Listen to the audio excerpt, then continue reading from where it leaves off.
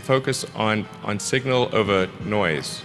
A lot of companies get confused. They spend money on things that don't actually make the product better. For example, at Tesla, we've never spent any money on advertising. We put all of the money into R&D and manufacturing and design to try to make the car as good as possible. I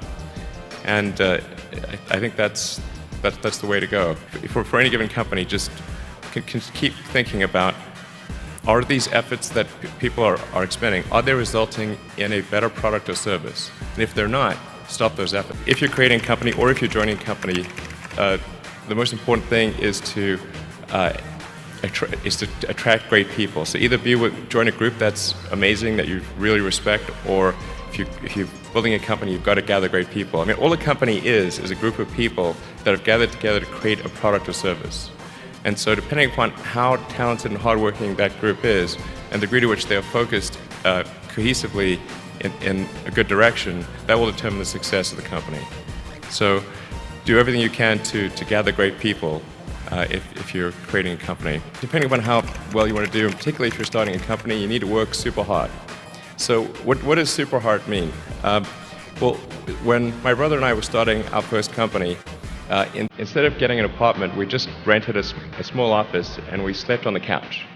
And we showered at the YMCA, and we're so hard up we had one computer, so the website was up during the day, and I was coding at night. 7 days a week, all the time. And I sort of briefly had a girlfriend in that period, and in order to be with me, she'd have to sleep in the office. So work hard, like, I mean, every waking hour. That's the thing I would say, particularly if you're starting a company. And I mean, if you do simple math, say like, okay, if somebody else is working 50 hours and you're working 100, you'll get twice as much done in the course of a year as the other company. Is to sort of don't just follow the trend.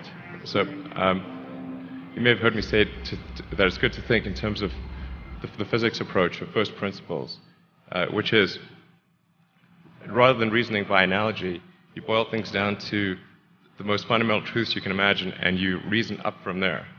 And this is a good way to figure out if something really makes sense, or if it's just what everybody else is doing.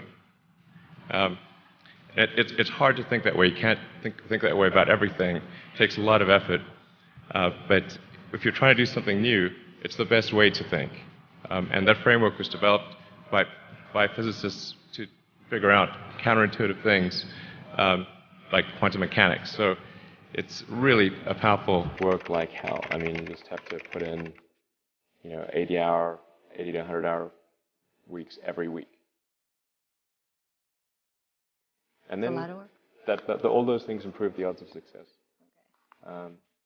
I mean, if other people are putting in 40-hour work weeks and you're putting in 100-hour work weeks, then even if you're doing the same thing, you know that in 1 year you will achieve what they achieve. You will achieve in 4 months what it takes them a year.